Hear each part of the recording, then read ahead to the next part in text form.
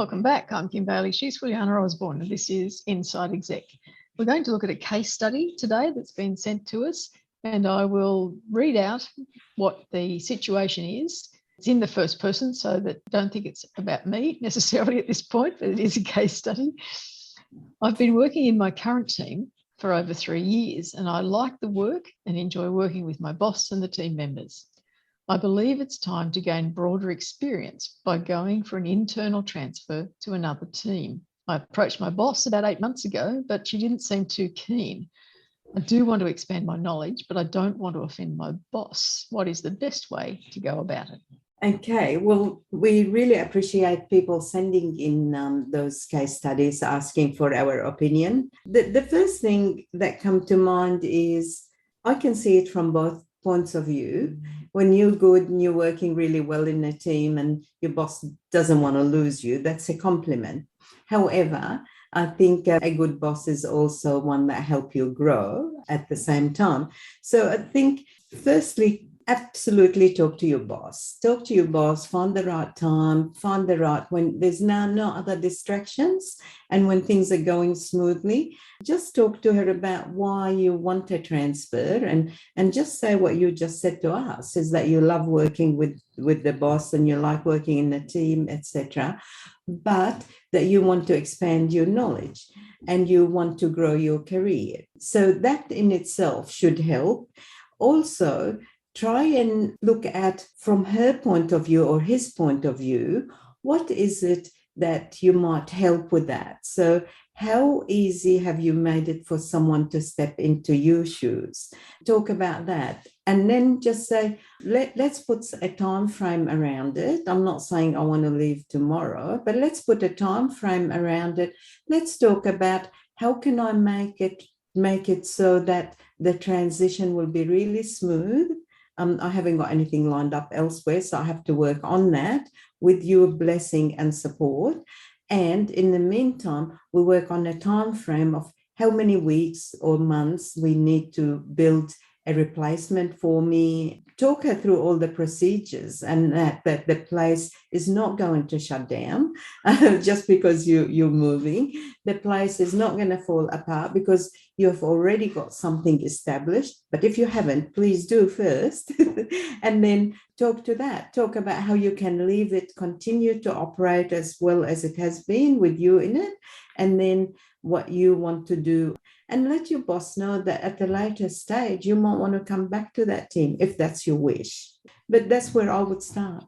I think we have to look at it in terms of emotional decision-making, which we've talked about previously, but also about you've waited 8 months and neither of you have said anything about it. So it's still bubbling away under there, and there's still some unresolved issues that you need to address. And I would approach it by taking the lead, basically, and going to the boss and saying, I'm concerned, I need your help, and appeal to their nurturing instinct, which is probably one of the reasons why you like to work with them and be in this team, is saying, I've made some decisions about my career, but I can't move on those until you help me to resolve what needs to be done within this team so that I can leave it in the best possible way, so that you're not given, as the boss, you're not landed with another headache, another person to train necessarily, and the team is disrupted as little as possible. I want to help the transition, but I need your help to decide what it is that I need to do so that it will work for you and for the team, as much as me gaining this external experience is going to work for me. And appeal to them, appeal to their better nature, appeal to what might be the underlying worries that they've got about this transition period. Fall on your sword and say, I know that I told to you about this 8 months ago and nothing's happened since, and I don't want you to think that I've been sitting here worried about when I can leave and thinking more and more that you are stopping me from leaving, and just appeal to them, the boss, for help and for assistance for the transition, but make it clear that it's going to happen. And what you want is that it happens in the best way possible for the boss and for the team, which I think we're both saying, but just some different approaches to think about, so that it's not, I've made this decision and you're not helping me. It's, I need your help to make it the best possible for everybody, including me. I mean, I'm not putting me first, I'm putting the team first, I'm putting you first, but it's still going to happen. It's good.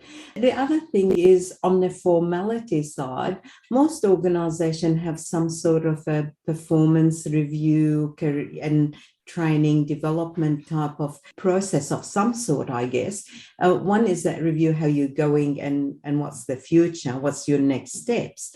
Anything like that should reflect that one of your growth, or that, say, for example, you would say, this is what I'm good at, this is the performance, and this is you exceeded expectations and all of that. And then it says, now the next step is to do this A, B, C, or D. And to get there, you need to get experience in this. You need to go to training programs on that. You need to go to seminars or be part of an industry forum or whatever it is.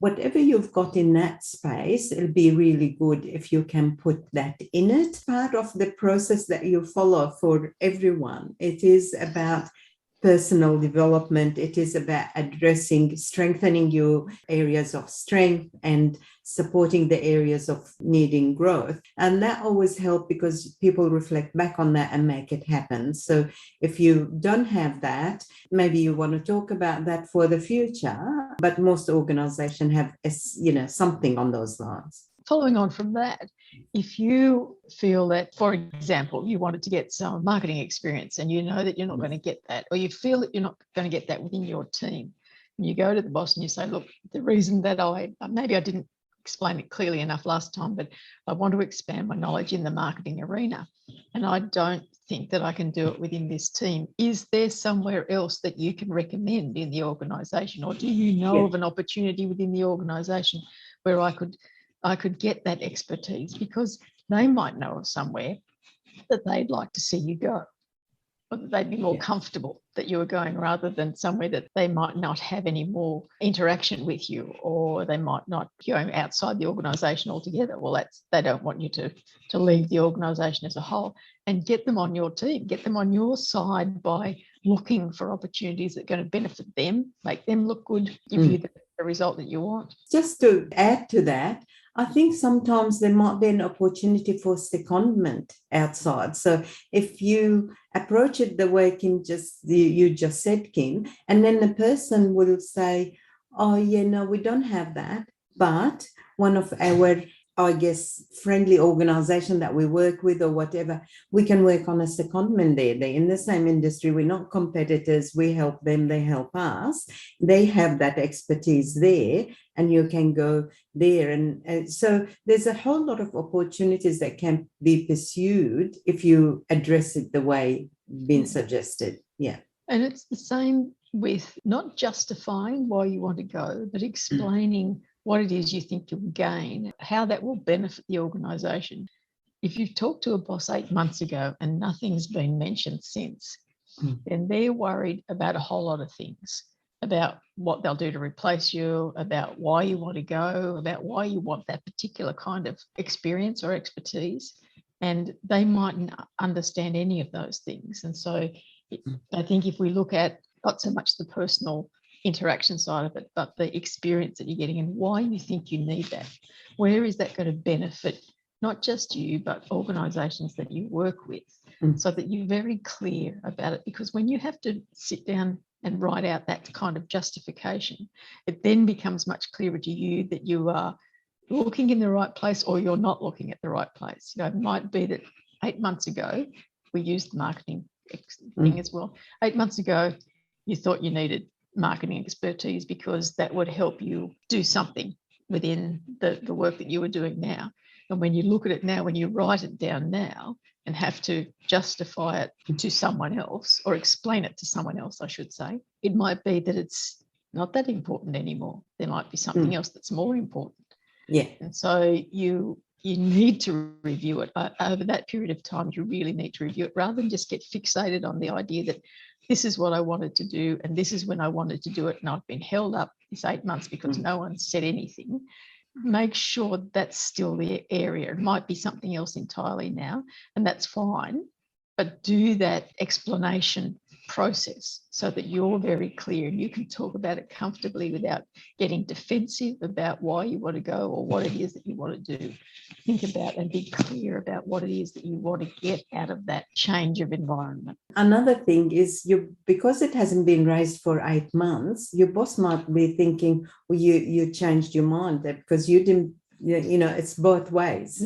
So the boss hasn't come and say, oh, you talk to me about that, and follow up from there. But you didn't follow up either. So your boss might be misunderstood the fact that you didn't raise it is because you changed your mind and it's not important to you anymore. Yeah. And given too that if we look at it that we've had a fairly topsy-turvy 18 months of time, it might be that a whole lot of other priorities and working environments have taken precedence over that particular thought process in both your minds at this point. True. Right. We hope that in all of that discussion, we've given you some things to think about. If you in this situation, as we say with all of our case studies, if you've been in this situation or you've come through it and you've found some solutions that worked for you, please share those with us so we can in turn share them with the rest of the listeners. For now, I'm Kim Bailey. She's Fulyana Osborne. This is Inside Exec.